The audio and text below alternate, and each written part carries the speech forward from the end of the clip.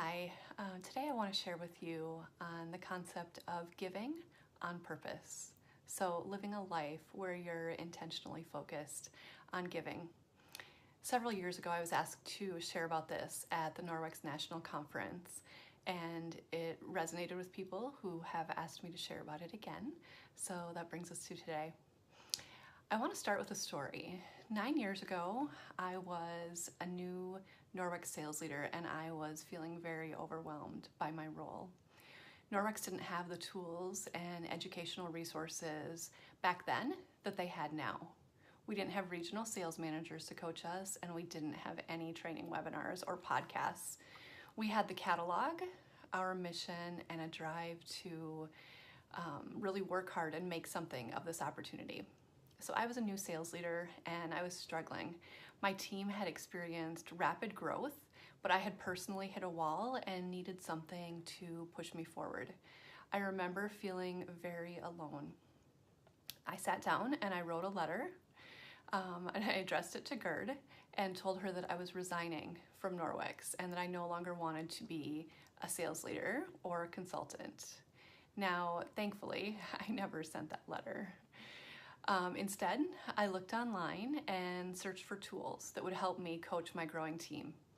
I stumbled across the name of Sherry Gauthier, a top leader in Canada at the time. I emailed Sherry, and I remember I asked her if she could give me some hostess coaching tips. Now, Sherry had no reason to help me. She wasn't my leader. We'd never met. We weren't even in the same country. Out of the goodness of her heart, Sherry took me under her wing and mentored me. She freely gave of her time, her wisdom, and her friendship. And it was her mentoring me that really propelled me forward at that first crossroads in my career. So that was 9 years ago. I decided then that it was important for me to always have a mentor and always be one. I really enjoy the ability to pay it forward when I can find opportunities to give back by mentoring others. One way that I personally enjoy giving on purpose is by mentoring a few newer leaders outside of my team. Some of my dearest friends are people who I've initially started off in a mentoring relationship with.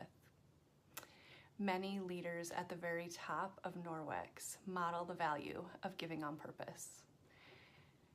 9 years ago, we didn't have the staff we do today. Everyone at home office was wearing several hats and working long days to grow our company. We didn't have official marketing or training departments or regional sales managers, so much of the marketing materials and trainings that were available were actually provided by individual leaders in the field. Leaders gave of their time, as they still do, to prepare webinars and podcasts to train the field. And I'm sure many of you have benefited from recorded trainings by leaders like Dolores Van den Bogard or Sonia Eckel, leaders who give of themselves to share their education and knowledge with us all. So I know it's natural to wonder, why should I give? How will that help me? Isn't it better if I just focus all of my efforts on my own personal business? And I think it's very easy in sales to get caught up in that transaction mindset where we're taking payment from someone for a product, and we can forget that the secret to success in sales is often when you can give to someone rather than take from them. In fact, the sell comes from an Old English word that actually means to give. So as I was preparing for training on the concept of giving on purpose, I read some interesting books and actually reread, and one of them was titled The Go-Giver and The Go-Giver Sells More, both written by Bob Burg and John David Mann. There are some really good principles in these books that can become an automatic way of living and an automatic way of approaching people if you practice them. So if you haven't read the books, I would encourage you to do so. They're quick and easy to read, but there's a couple of points from the books that I wanted to share.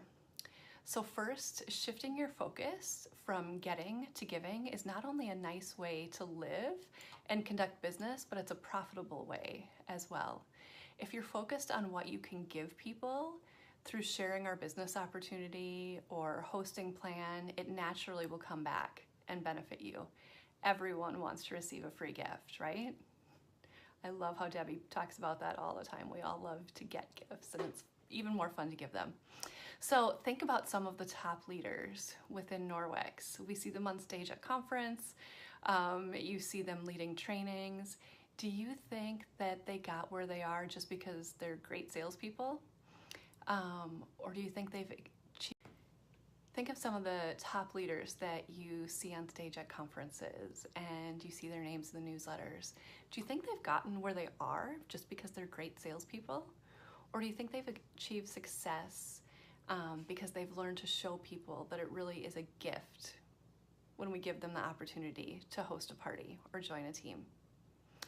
Second, your true worth is determined by how much more you give in value than you take in payment. So think about the level of service you provide to your hosts and customers. Do they feel valued, or is it just a business transaction? Your job is to create relationships. You can do that through showing genuine thankfulness for them spending an evening listening to you share about Norwex. Think about your word choices.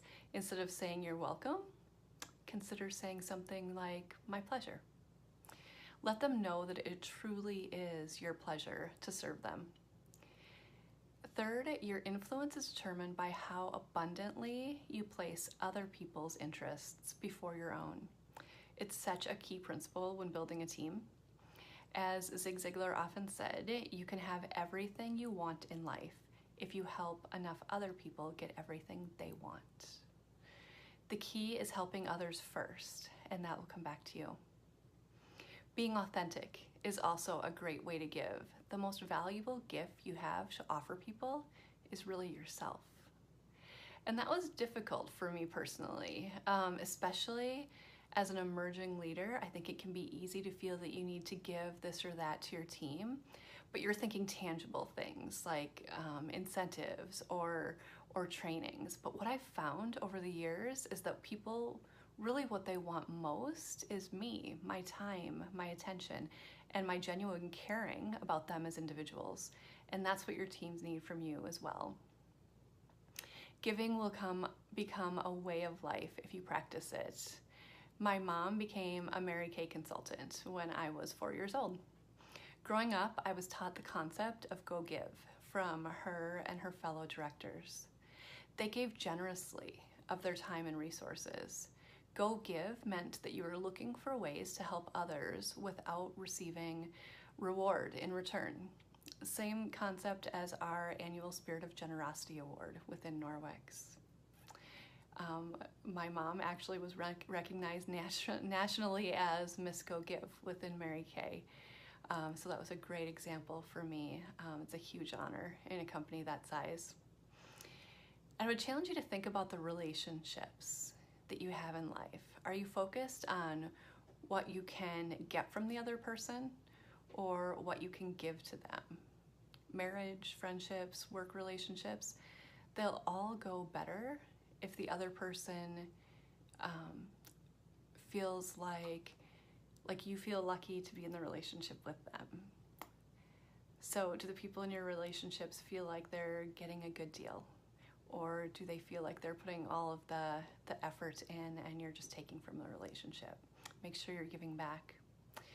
We all have individual ideas of what giving means to us, and we all have individual ways that we give to our families, our communities, and our team. Are you finding ways to give in all of the areas of your life? So I'm hoping that as you're sitting here listening, you're starting to examine your own life and business and think of ways that you can increase your giving. So I would encourage you, take a moment to just write down some goals around that and how you can give of your time, give of yourself, and just have a more generous spirit. Trust me, it will come back to bless you. So you can start small. It can be as simple as a smile to a stranger or a kind word to someone having a rough day. Little gestures of kindness mean a lot to people. So thank you so much.